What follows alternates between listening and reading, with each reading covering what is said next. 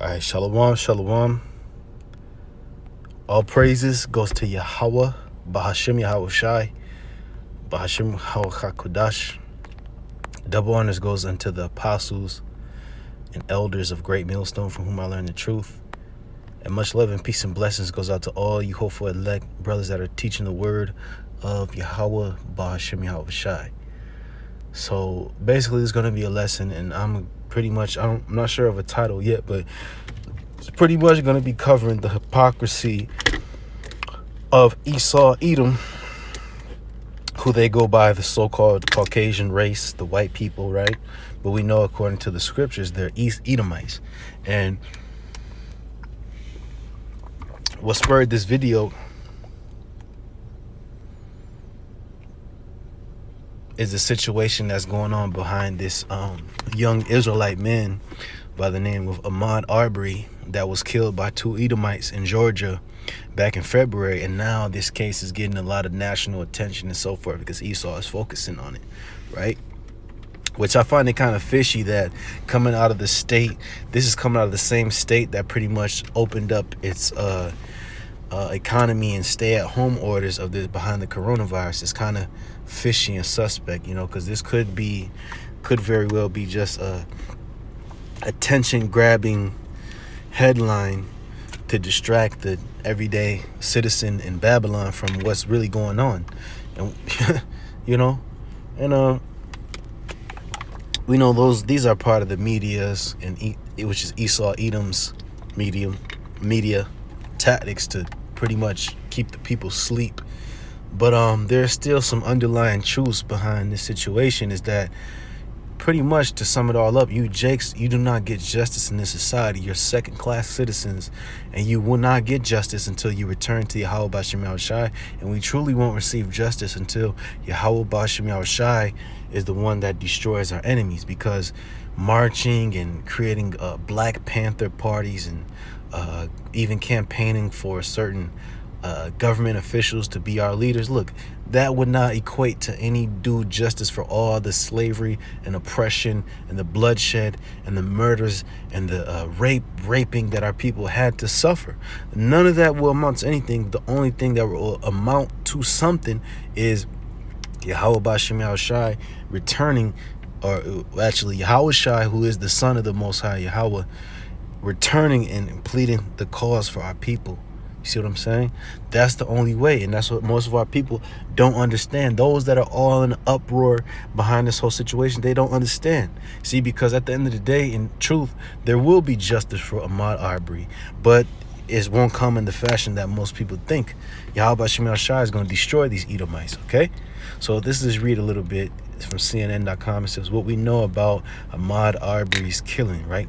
It says, after moving at a plodding pace for more than 2 months, the case of Ahmaud Arbery's killing has, from an investigative perspective, hit warp speed. And you know why? Because it's been publicized. You got killings like this that go on all the time throughout America that aren't publicized, and they don't get this amount of national attention because they don't hit media outlets like CNN or Fox News and all these different things. Because Esau, he like it says, he looks to slay our people privily in private. It says protesters were kept inside for weeks because of Georgia's coronavirus restrictions, and 2 prosecutors recused themselves from the case, citing links to one of the Glenn County men now charged with murder, while a third asked to step down. There wasn't much movement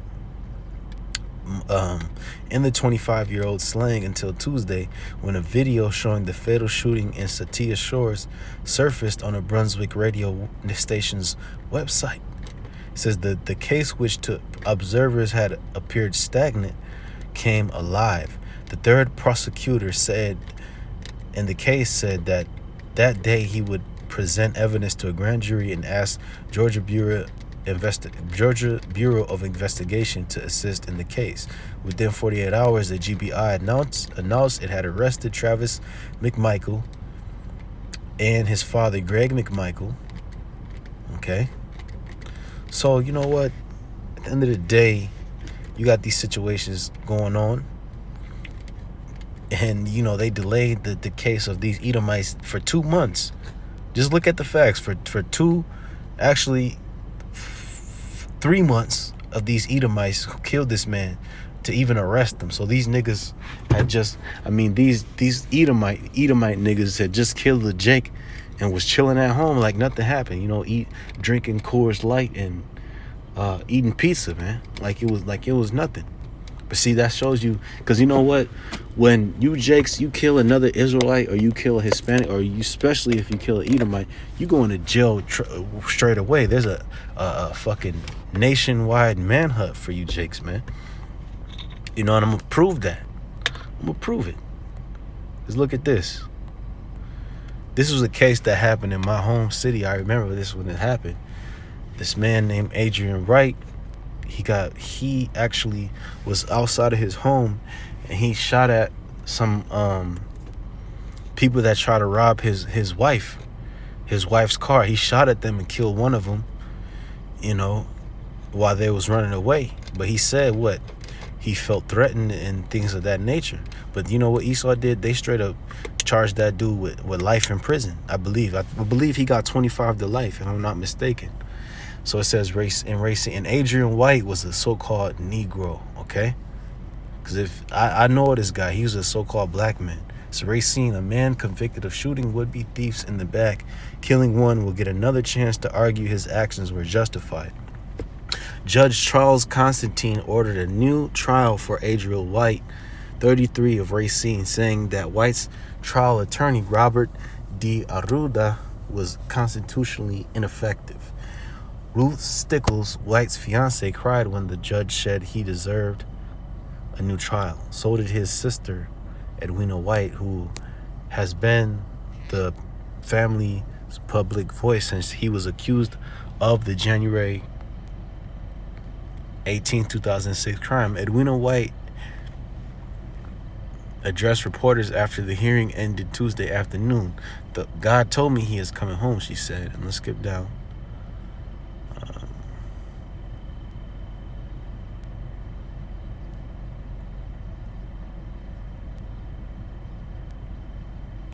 Adrian White was never denied that he fired the gun, but said he shot in self-defense, which could justify the use of deadly force. He allegedly fired a gun at Christopher Carvalho, Enrico Serra Jr., and Philip Hardina when he caught them trying to steal a speaker box from the trunk of his fiance's car. At trial, White said he felt threatened. And look, this is the part I want to highlight on, because don't you Edomites always use that excuse when you kill Jake? Oh, I felt threatened. I felt like this guy was going to kill me. Nay, that was the case of Ahmaud Arbery. Those devils felt threatened because, you know, what happened was that they were actually wrestling and tussling for a gun, for a shotgun. And then the Edomite that had the gun actually shot the man twice in his torso, and he died. He dropped dead after the second shot, you know, and he felt threatened. But, you know, these men got to walk free for 3 fucking months. So at the trial, he felt threatened and fired a gun at the trio. Okay?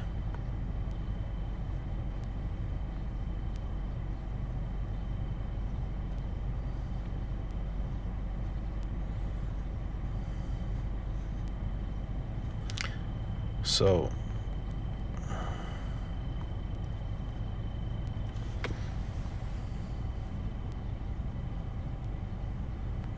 pretty much, man, you see the hypocrisy in how you Israelites are treated unfairly, you know.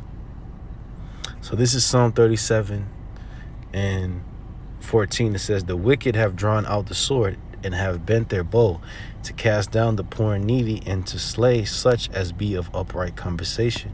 And who is that? That's ultimately represent the elect, right? Because those that be the brothers that be in the truth, that's who Esau really wants to kill, starting with their top elites. But in general, the Edomites have a perpetual hatred, a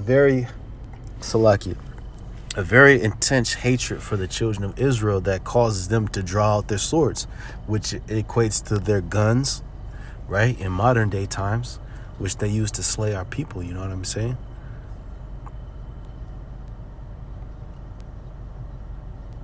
So he uses his sword to slay our people, man. They've done so for decades, man, for centuries now.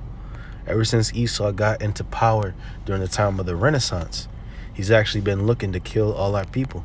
And he's done so, man, on numerous occasions. It says Psalm 109, verse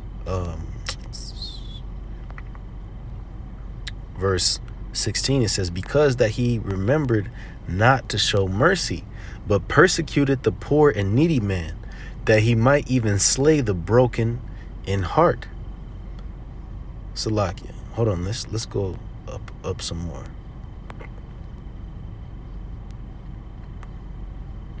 Let's read from Psalm 109, verse 14. It says, let the iniquity of his fathers be remembered with the Lord. And what group of people is this referring to of them and their fathers? The Edomites. Because the Edomites and their fathers have this continual sin before Yahweh Shem Yahushai of oppressing Yahweh Shem Yahushai's people. It says, let not the sin of his mother be blotted out. And you Edomite women, you stand hand in hand with your man in oppressing the Israelites, man. And that's just a fact. It says, let them be before the, even though it's saying you like to get Jake Rod and shit, you like to have sex with Jake, you still are tools of oppression. You still working these like devil women, like so-called devil Edomite women like Margaret Sanger, okay? It says, let them be before the Lord continually, right? And Yahweh Shem Yahushai meditates on the sins of you devils continually, because this was David's prayer. This is Yahweh Shem Yahushai constantly is reminded, and he knows of your oppression towards Jake. And that's why the prophets are continually speaking of this, right? It says that he may cut off the memory of them from the earth. So eventually this is going to lead to you Edomites being cut off, and that's due justice, okay? It says, let them Salak, it says, because that he remembered not to show mercy, but persecuted the poor and needy man, that he might even slay the broken in heart. And this is the actions of you devils, man. This is why you're going to be cut off, because you've done nothing but oppress our people, man. Oppress our people that had nothing else to give, that have been on the bottom of the ladder, man, trying to climb out the barrel like crabs in a barrel. You did nothing but kill them and oppress them even more.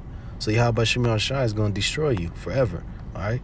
So, this is just a couple scriptures going into how,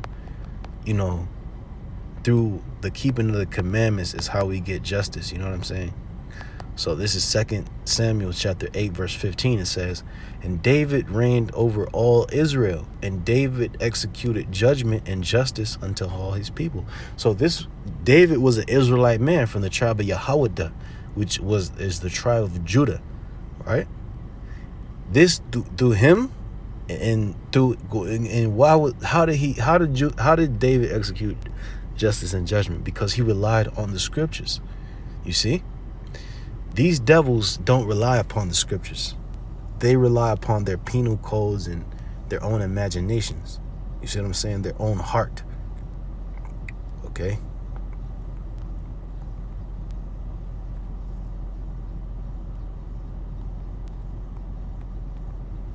Look at this.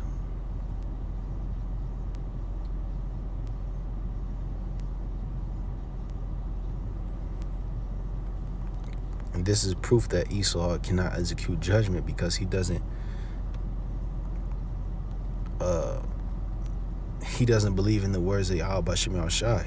Psalm 50 and 17. Seeing thou hatest instruction and castest my words behind thee. So how can you expect true justice and judgment from a man that casts the words of the living power behind him, man?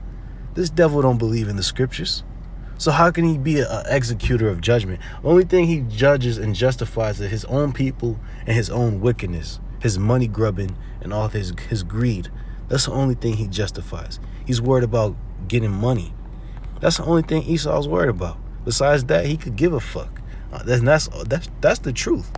The Isaiah 11 and verse 14 says, but with righteousness shall he judge the poor, and reprove with equity for the meek of the earth. And that's talking about Yahushai. He's going to judge with righteousness because he's going to judge according to what the scriptures say. So those that have slayed our brothers and even sisters, they're going to be destroyed. It says, with equity for the meek of the earth. And meek means to be humble. And who's the humble? The Israelites that believe in the truth ultimately. It says, he shall smite the earth with the rod of his mouth, and with the breath of his lips shall he slay the wicked. And righteousness shall be the girdle of his loins, and faithfulness the girdle of his reins. You see? See, Yahushua is coming to execute judgment for our people. So that's ultimately who we should look upon and strive to please and